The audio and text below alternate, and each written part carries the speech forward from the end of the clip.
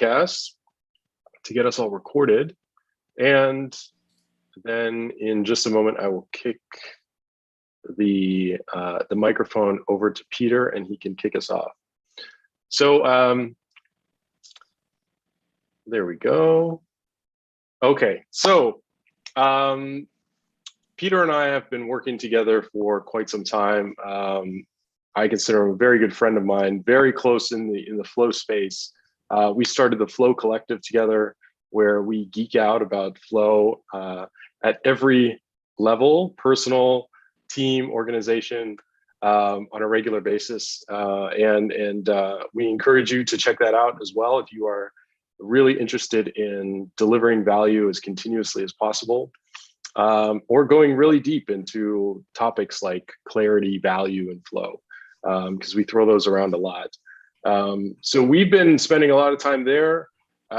Peter's been working on flow from different aspects, from automation to security to scale and even flow engineering. And so I think you'll get a ton of value from this talk.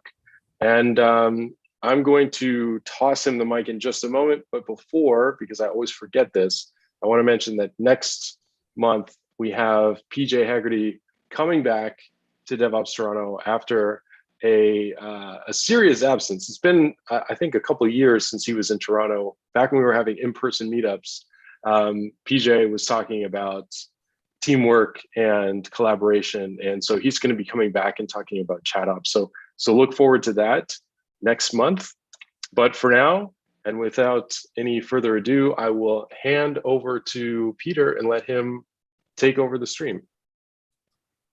Thank you, Steve. I'm actually quite looking forward to that one next month too. It's going to be quite relevant. And so let me just share my screen here. Everyone see that okay? And so securing your pipes with a taco, people and process of automating governance. So this is a talk that comes from some work I did in some big banks over the past few years. And it's one that I've given a number of times. First time I gave it was at Agile 2018, I think. And so it's been around the houses a few times. But the first time I had to give it, I think it was 75 minutes long. So I'm not going to make you sit through all of that. I'll keep it a little shorter, into like 20 minutes, and leave some time for some Q&A at the end. So here's a quick breakdown of what we're going to be talking about. We're going to go through a quick introduction of like the problem space, what we're talking about here. We'll run through a bit about risk and things that kind of generate that, some pieces around automation of governance inside your organizations and ways to go about ensuring you've got good alignment to that. And then we'll talk a bit about tacos and what those are and how they can help you with all of this, and then wrap up and time for a bit of Q&A. So who am I? I'm Peter Madison. I'm a coach, consultant, a founder of a consultancy called Zodiac. And we go in and help organizations with all sorts of strategic problems and helping them solve how to get better at delivery management and release and all these kinds of things. So let's get started. So we live in a very fast-paced world. Customers now demand instant gratification. We walk around with these little black rectangles and we pick them up and we look for the information and expect to immediately get answers. We've come from a world where it was all about, hey, we buy technology and it costs lots of money, so we want to be careful about how we invest in it, to one where it was more about how do we integrate all of this to create newer and greater and more amazing things, to one where it's now really about moving towards value delivery. The customer drives the story, the customer wants value, and the customer is expecting this. And it's about this cheap initial setup, and there's a reduced cost of switching. It's much easier to say, hey, I don't like the service you're providing anymore, I'm going to go elsewhere. And there's lots and lots of tools that help accelerate your value delivery. Unfortunately, most efforts in adopting them fail from a lack of clarity, not the tools themselves. So how do we start to create more clarity in our organizations, create more alignment so that when we do adopt and bring tools in, they actually have the impact we're expecting them to have? All of this, of course, leads to the fact there's also a lot more complexity in the environments we're in. it's very hard for us to understand what is the impact of the actions that we are taking. So we need to start to take smaller actions so we can learn from them faster. And this is how we get to value delivery. This is how value delivery is enabled in our organizations. So that's kind of setting the context for what we're talking about here. And hopefully none of that was a surprise to anybody at this point. So risk.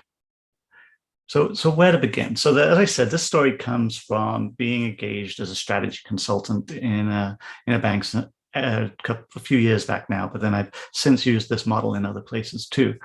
And we were on a journey. I was brought in to assess them. They had been doing DevOps for a couple of years, and they said, "Hey, could you come in and tell us whether or not we're doing this right?"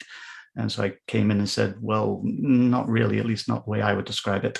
And they said, "Oh, okay, could you stay around and help us fix that?" I said, "Well, sure." And so out of that subsequent engagement, there was a lot of conversations and a lot of things that we did. And one of them was this TACO model. So as they were introducing change, one of the things that we noticed was that the introduction of change generates risk in our environments. We know that change is the thing that one of the big things that generates risk. So we want to try and avoid it, and we naturally steer away from it.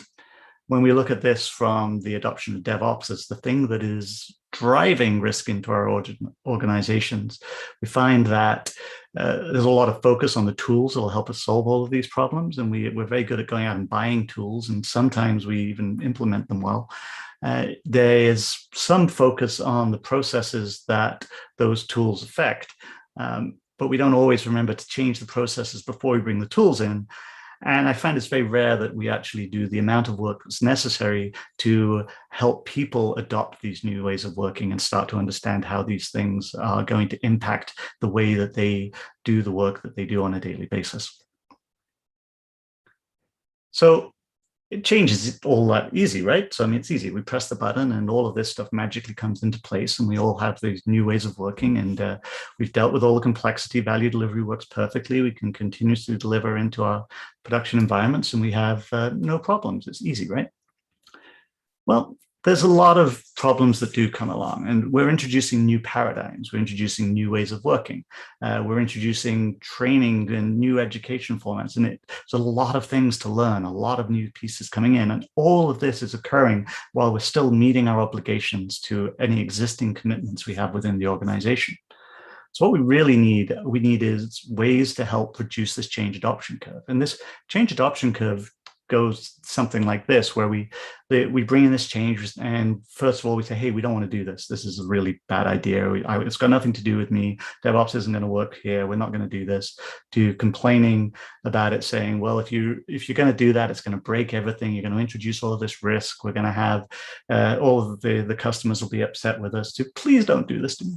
To sulking about, well, that was a bad idea. I didn't like that at all, before we finally accept it. And really what we're looking for are ways in which we can reduce this change adoption curve, make it easier for people to onboard and start to adopt these new ways of working and these new paradigms.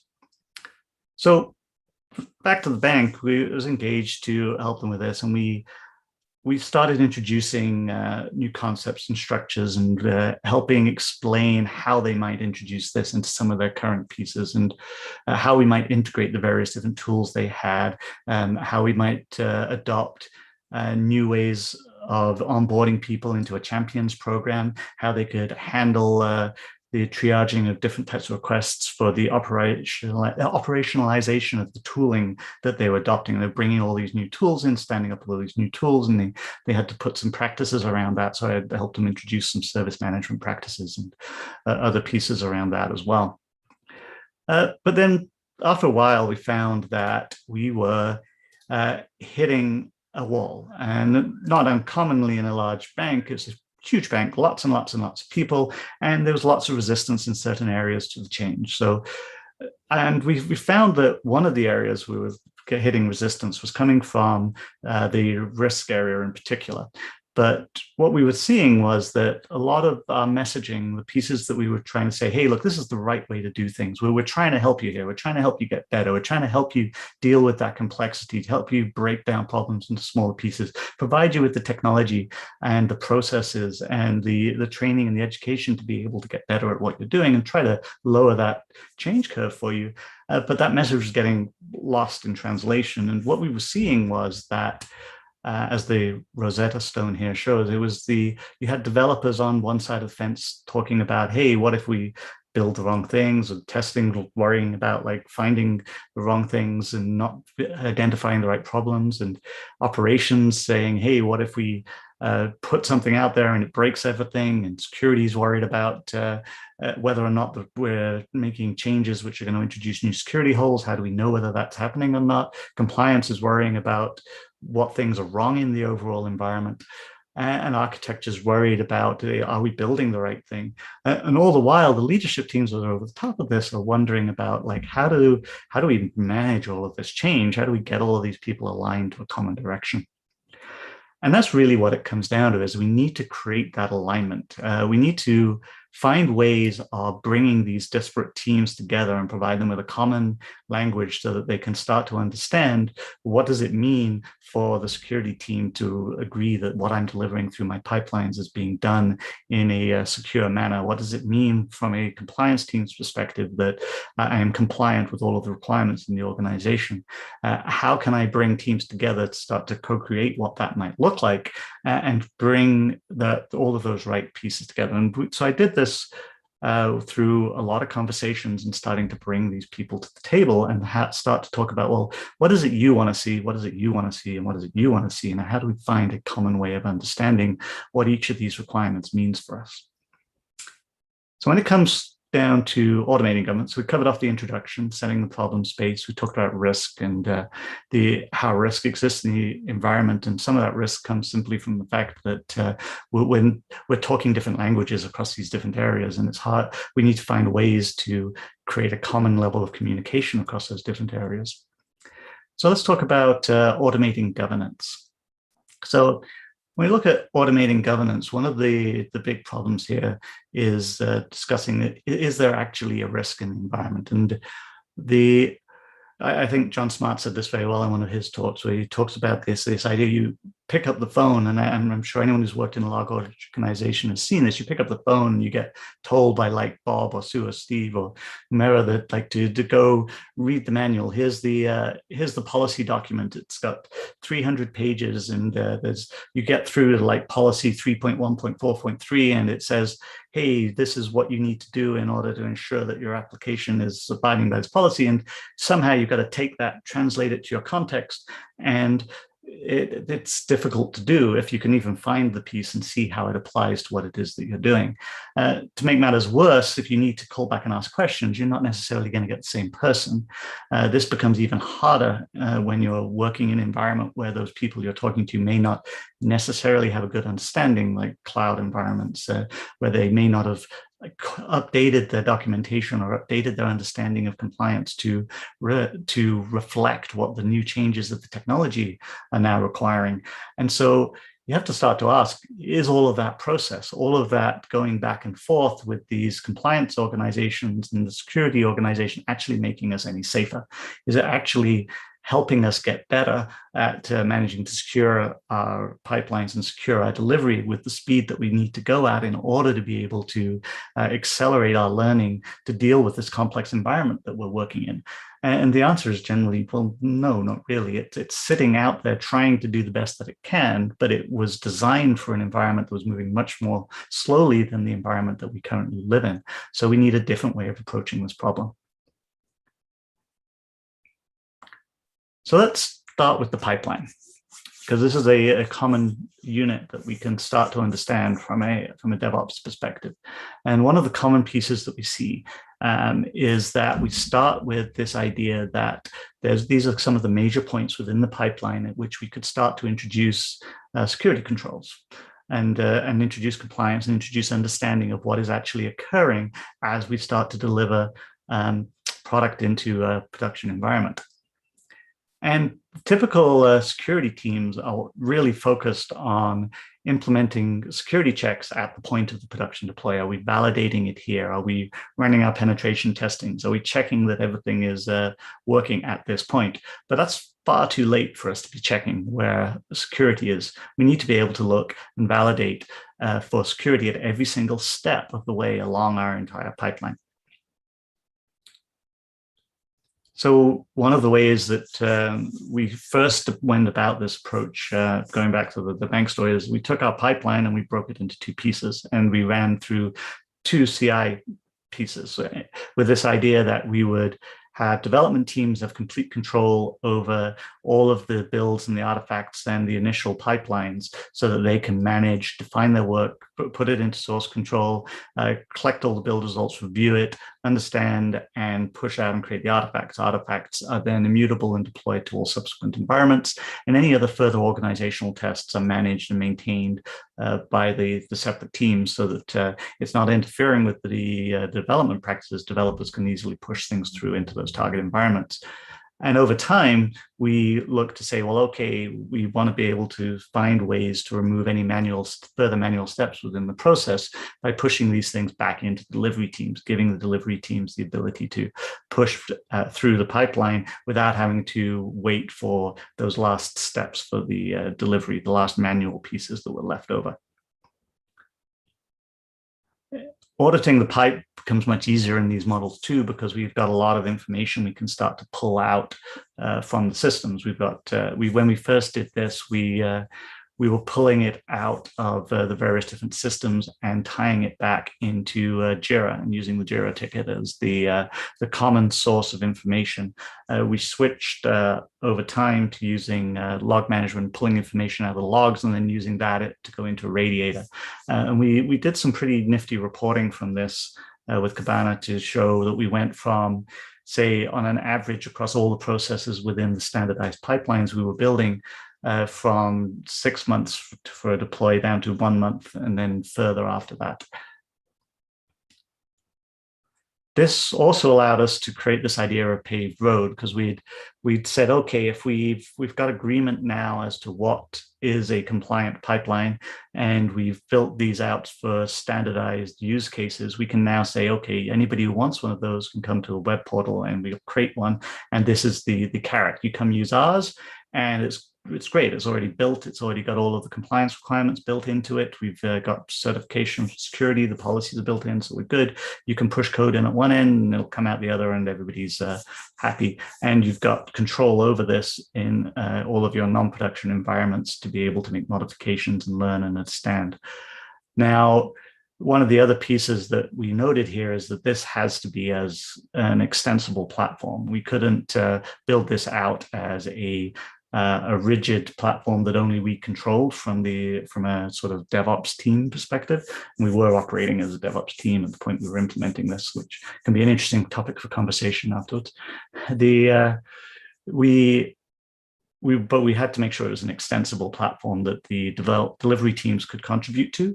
It is also not one size fits all, in the sense that you will have teams which are going to be working far ahead of these standardized platforms, but it did provide an easy button for those teams that were trying to onboard and understand. It provided a safer way for them to start to adopt some of these practices. And for those that didn't, we needed a way of being able to say, hey, these are all of the things that we've made sure our pipelines are compliant to. They're the things that security and compliance have agreed and signed off on. So if you want to go and build your own pipelines, these are the criteria that you need to make sure that you meet, which is where, as we'll get there, is where TACO comes from.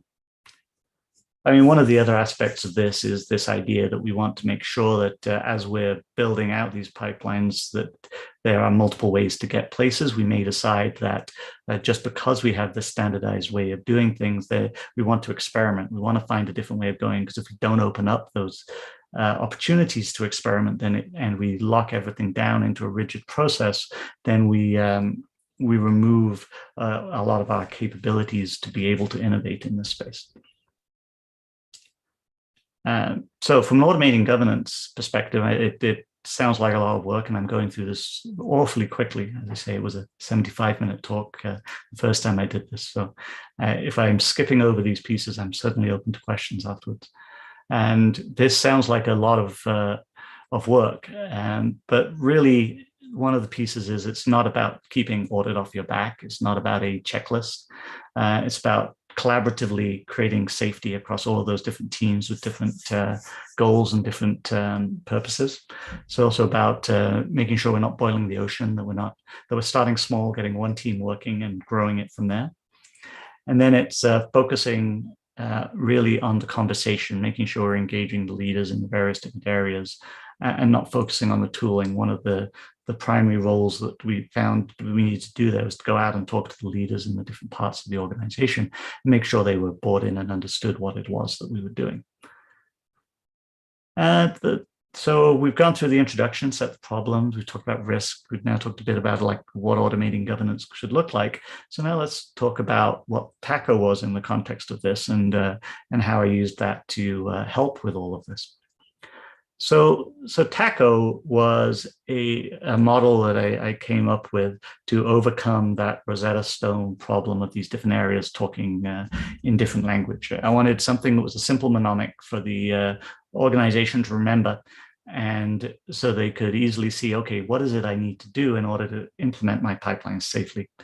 So the T stands for identifying what happens in the pipe, for traceability. So and this is the chain of custody, the test results for all, deploying versions, tracking changes recorded. So this is all about what happens in the pipeline. Can I understand? Can I easily tell what happened to the product that's being pushed through the pipeline? Have I put practices into place to make sure that this occurs? Access is about ensuring that the product is secured through that pipeline. So is the source code managed? Is it versioned? Is the creator tracked? Am I signing my code? Do I have build once, deploy many? Am I using artifact repositories like JFrog? And pipelines only for deployments out into the target environment? Am I being consistent in the way that I do things and creating repeatable processes?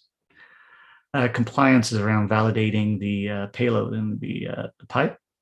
So the peer review, scanning code, scanning the artifact, and we were tying this back into what is compliance looking to occur, making sure that we're tracking these, and then tying that as well into cloud standards to give people an easy way of onboarding this into making changes into the organization as they were bringing in new technologies. And then operations, which is around validating the target, validating quality and checking it works, making sure that it all runs after it. And then another set of controls which were around making sure that these things were actually happening in the pipeline. How are we reporting? How are we validating that TACO is actually in place so that we could look at this and then provide that as a report back?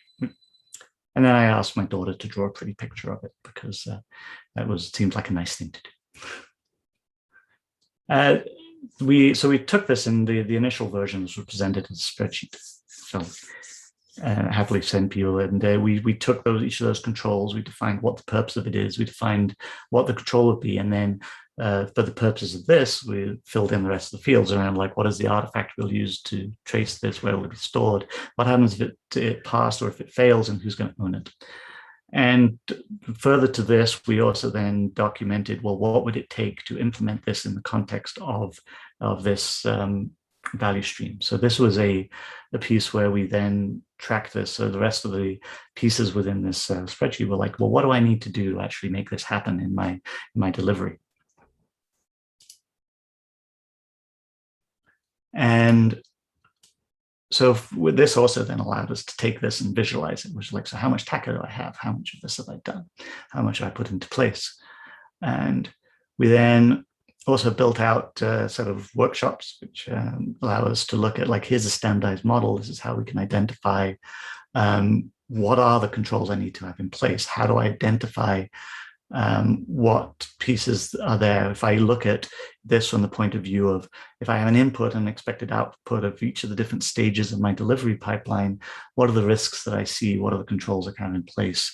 Who are the actors in that stage? What are the different actions I can do to start the conversation around, like, am I doing the right things? Have I put the right pieces? And putting that into place as well.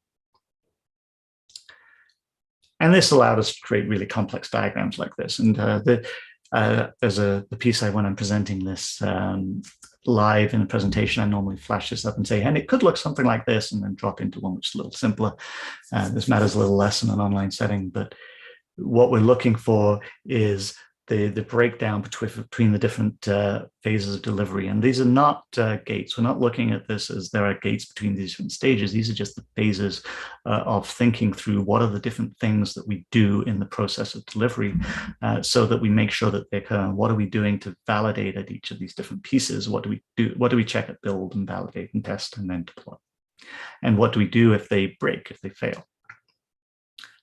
Capital One did something very similar in that they have a set of 16 controls that they put into place. And there's, by the way, there's a slide at the end which has links to all of this, which we'll get to, for all the different reference material that I use in here. There's also another example. Nationwide does a fantastic presentation if you have the opportunity to see it, where they talk through a lot of things they've introduced. A lot of their change came out of the audit department and compliance department, and they did some very, very similar pieces to the work that I've done as well, where they tied things back in and created control stories, and so that it becomes obvious in the context of the delivery team what it is they need to do to be able to satisfy security and compliance in their delivery process. And that allows you to generate these wonderful dashboards of what is occurring. How am I satisfying those control stories? Are they getting closed? Am I actually delivering on them? Am I getting better at my compliance and my security? So let's see slide in. So from a DevOps perspective, it's not really about DevOps. It's not really about DevSecOps, because it's just more words that are laid up together, but really about this whole risk, dev risk, ops risk. Like, how do we embed risk into the DevOps process and ensure we're thinking about it every way along the pipeline? Okay, so we've gone through intro, talking about setting the context. Why do we care about this from a value delivery perspective, complexity, and all of the problems that the world that we're going into is changing. And risk, we've talked about some of the things that generate risk, the reason that change is so critical and how we can go about handling that and what we look for. Talked about automating governance, the ways we go about automating governance into our delivery pipelines. We talked about TACO as a mnemonic to help you think about and remember what are the things I need to care about in my delivery pipeline.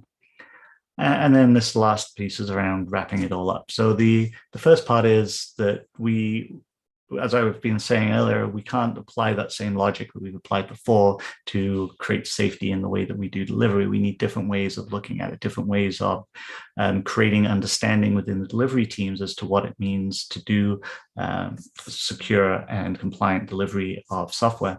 And we need to look at the processes differently and make sure that we're doing things for the right reasons. So we're not introducing bureaucracy or rigid systems that we can't easily change in the process of trying to do the right thing. Here's a lot of references, which I would highly recommend to look at from the perspective of how do I start to automate governance into my delivery processes and practices. And let's go through. So this is the wrap-up side of this. So what have we looked at? We've looked at a common understanding of good pipeline, the way to go about creating that by talking to the different groups, understanding what the different needs are, and creating a common language around this so that we're all talking about the same thing. So we can go from talking about like apples, oranges, and bananas to talking about tacos. And if we all talk about tacos, then we've all got a common way of referring to what a good pipeline looks like. Safety is about behavior, not just tools. We can't rely on just the tools to tell us whether we're doing the right thing, because the tools won't protect us from accidental behaviors within the system necessarily. We need to understand that why are we doing these things? What is the purpose behind it? So having a way to think about what does it actually mean for us to do things safely, and understanding that up front means that we are introducing it into our vernacular. We're talking about it from the beginning, and just even creating that conversation will create a lot of value inside of the organization. And we've talked about ways to help automate the software delivery compliance as well. And yes, there's the Rosetta Stone. And I think the last slide here is there's a very, very short survey if anybody would like to fill in. You only have to answer one question, which is, did you like this? So you don't have to fill in your email address. But if you do, I believe it should automatically send you a copy of the TACO spreadsheet. And there you go. So that's the TACO talk, the somewhat infamous one. So. Excellent. Thank you, Peter. I love that you're giving away the spreadsheet. I think that's one of those assets that is really helpful, even just as a reference for people who want to know what good looks like, right? Everyone wants to know what good looks like, especially from people who've done it before, that they can go ping on Slack or ask questions to. That goes a long way. So I'm gonna lead off with a question because I'm kind of curious, and it actually was like one of the first things you said, but when you introduced the talk, you mentioned that you first gave this talk in 2018. So what is the thing, or what are some things that you've sort of changed in your approach or learned since 2018 that have been like a major factor in this talk and in this subject of TACO? So a couple of the pieces that I've seen are there's definitely been a lot of great progress on solving this kind of problem. When I was giving this talk back in 2018, nobody was talking about it. Nobody was talking about how do you automate compliance and governance into the delivery pipeline. It was kind of almost a new topic, whereas now it's a much more common topic. You've got people like Nationwide talking about it at DAS on an annual basis, and you've got a lot more conversation around that. So I've included some of those pieces into here as well. A lot of the community I'm running that we'll be talking about later around the BVSSH stuff. There's a lot of the whole section in that around putting in compliance and governance into your delivery processes and practices. I think a part of that is that the banks have caught up a little. They've still got a ways to go, but they've caught up a little, and they're making their way there. So there's definitely that. There are also much better and more robust tools in the marketplace, and there's other pieces that I would introduce into here too, which allow for easier policy as code type definitions, where we can start to introduce ways of defining what we mean by good directly into our definitions of the systems, and then use that as feedback into the monitoring and the automation to be able to create a better understanding of what compliance means. And so there's a lot of fun pieces like that, which didn't really exist back in 2018 and have come a long way since. Very cool. So if anybody has any questions, feel free to jump in the chat or dive onto audio. I'd also love to hear from the crowd, like whether you are in a sort of compliance heavy or compliance, let's say compliance critical environment in your role or where you work inside of your organization or your organization itself, because that would be very interesting to hear from you, like what parts resonate, what do you find challenging, what sort of things are you working on right now?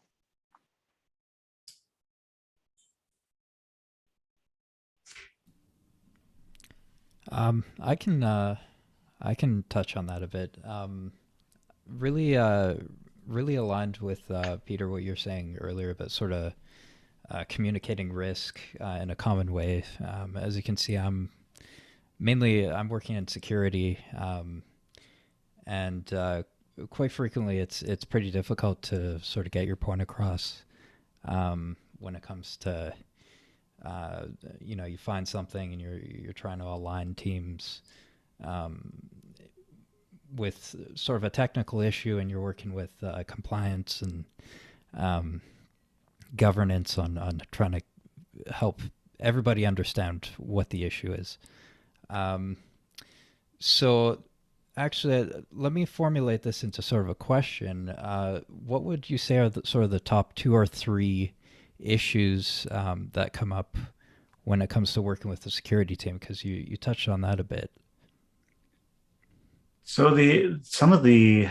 one of the top ones, I'll list these off. One of the top ones I find is that security is often coming in and they've got a whole different set of tools and capabilities and knowledge than the rest of the organization.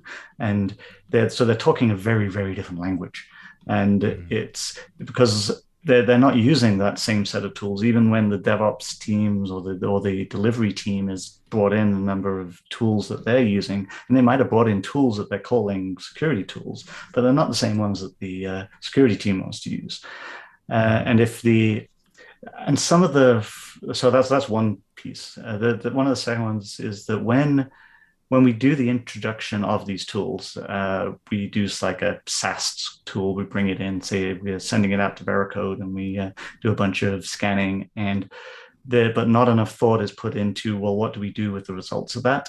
And it still becomes the end of the month, and there's 10,000 open issues, and like, how do we deal with that? It's the same set of 10,000 things, and I told you last month that none of them are relevant, and we've got mitigations in place for all of them, and a lot of times it feels like security doesn't listen to the delivery team about that, even though they are listening and say, well, we need to resolve these, but there isn't a good mechanism to solve some of those pieces.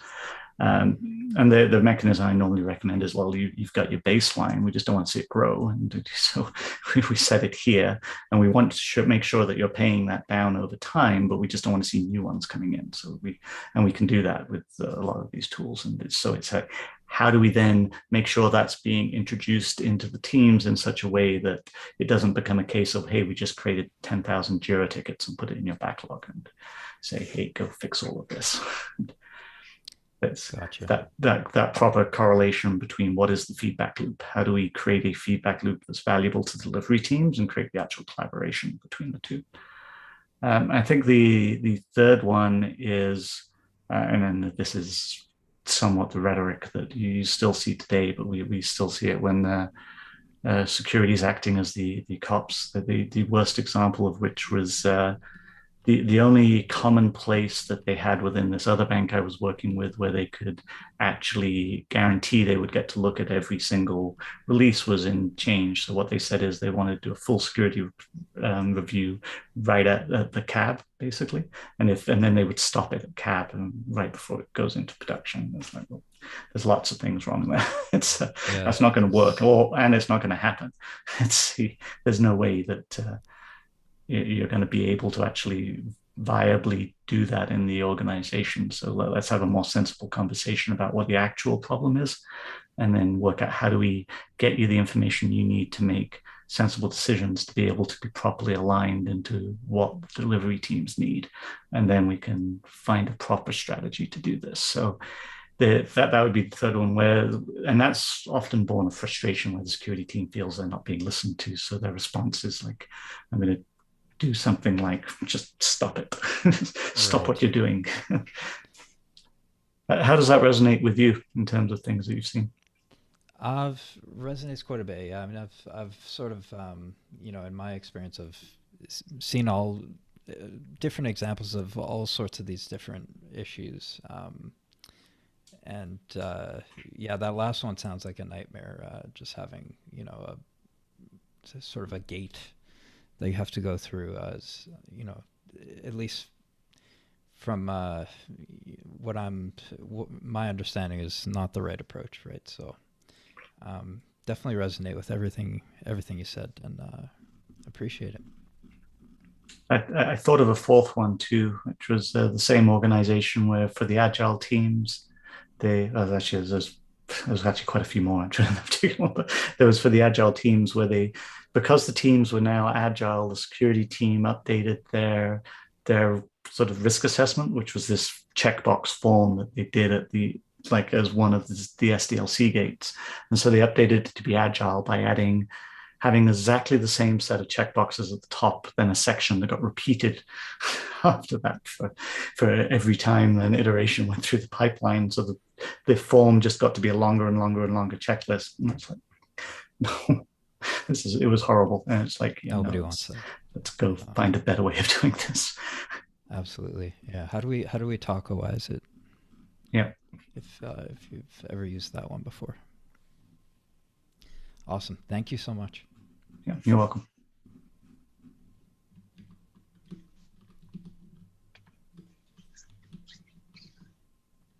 All right, folks, we might have time for one or two more questions. Or comments. You know, if this is something like, have you automated governance in your own organization? Are you using something currently? Horror stories, learning. We'd love to hear all of that.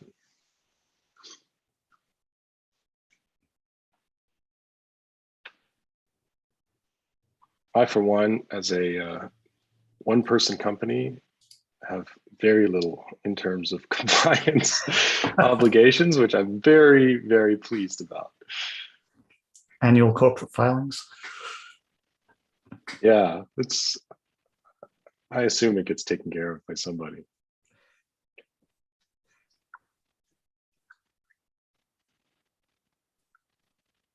I know it's a lot of the topics here are most relevant to heavily regulated organizations. And yeah, I wonder what, back a little while ago, we had a pretty significant portion of the meetup group working for financial institutions, banks probably. And I wonder what that ratio is. We haven't surveyed because we haven't been doing DevOps days. So I wonder what the demographics are now, especially with the great migration and so many people moving. It'll be interesting to see what happens, where people are working in the coming years as things settle down. Hopefully settle down.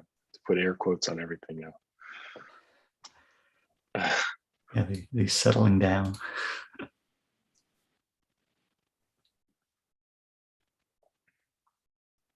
It would be nice to move into the great settling down. That sounds lovely about now. I just got back from the cottage, so I'm all nice and relaxed at the moment. Excellent.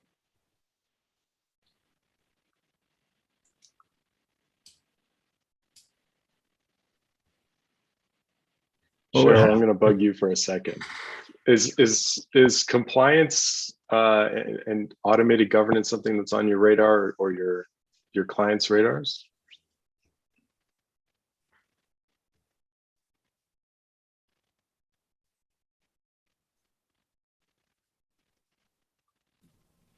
I shouldn't have picked on Cheryl. That wasn't fair. Were you asking me that question? I'm sorry, I totally got it. I'm so tired. I was being mean and pulling you into the conversation. But I was wondering whether this is something that's that you folks are working on or you're seeing out in the field. Oh, absolutely. Every single client, to one degree or another. We have different clients at all different levels of maturity, and it's at all levels, all different verticals. It's very, very timely. Your taco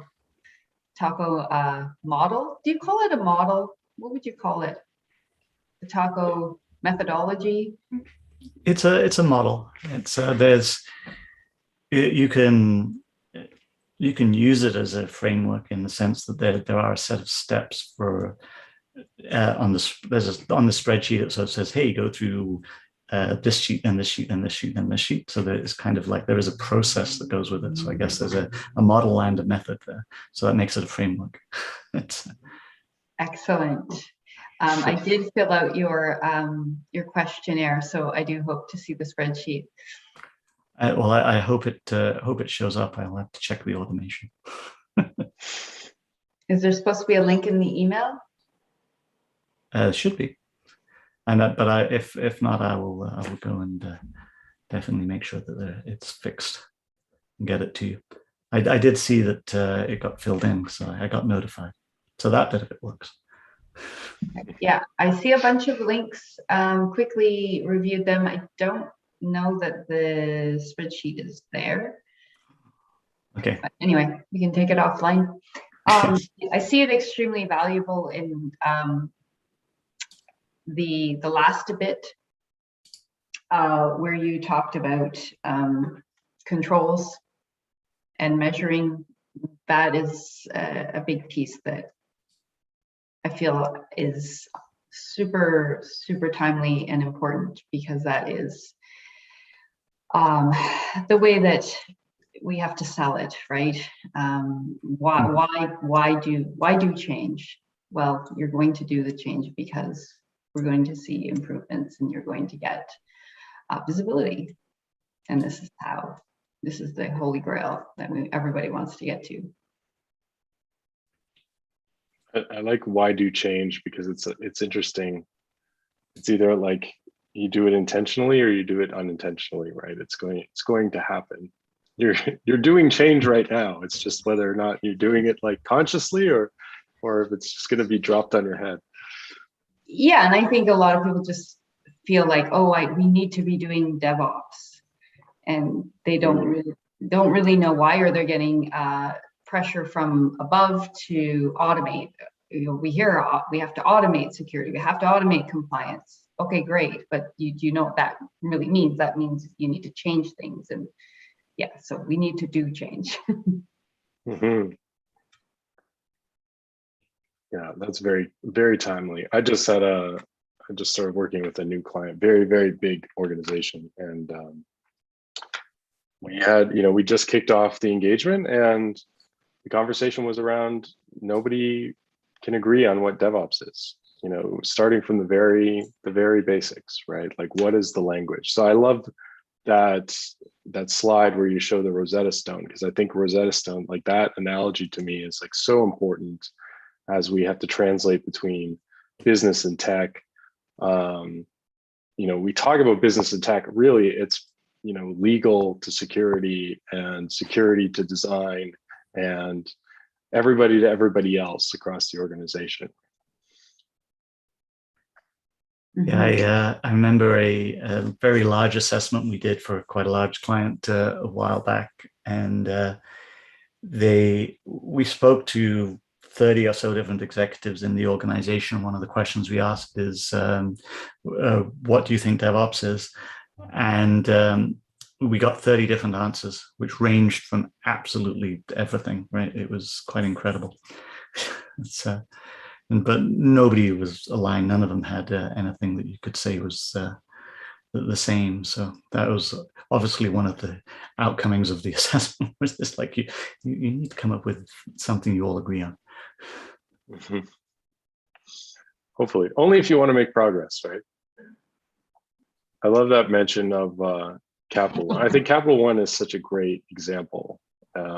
They've really done a great job from early days. They were some of the first folks to really lean into automation in a holistic sense, like cross the organization, and then share that publicly, right? They've been so open with like sharing everything about their journey. So if anybody hasn't looked up anything around Capital One, I highly suggest checking it out. There's been talks at DevOps Days Toronto, talks at the meetup, talks at DevOps Enterprise Summit, and all over the place. So lots of really great material. They've also open sourced quite a portfolio of really great tools that are kind of useful, kind of unopinionated, generally useful, easy to adopt tooling. With kind of like the Netflix approach, the portfolio approach. So great to see them in the talk and in the chat. Before we did logs, Hygeia was the first version of that we did, which was great, except we didn't have the development resources to keep up with the fact we were upgrading our tools faster than the open source environment. So that's why one of the reasons we end up switching to logs, because trying to update Hygeia to keep up with the updates to the tools it was trying to pull data from was difficult. Interesting. Oh, so you've refocused from piping into the dashboard to just pulling from logs and then updating log translation. Yeah. Yeah, because that was an easier and safer way to do it. Yeah, that once logs are, it's about time we got back to logs actually in in the meetup, because I think it's been a long time since we covered that as a topic, and it's fascinating. It can be so complex, but it's so valuable if you get it right. But with that, we hit 6 p.m. Let me wrap up by thanking Peter. I will thank Cheryl as well, because I dragged her into the conversation. And it's always lovely to have your perspective. Thank you, Jordan, for your question, and for everybody who jumped in the chat. Really lovely to see you all. Hope to see you again next month. And in the meantime, in the DevOps TO Slack. With that, have a lovely September, and we will see you very soon when we talk to PJ. Bye, everybody. Have a great night, everybody. Thanks, Peter. Great chat.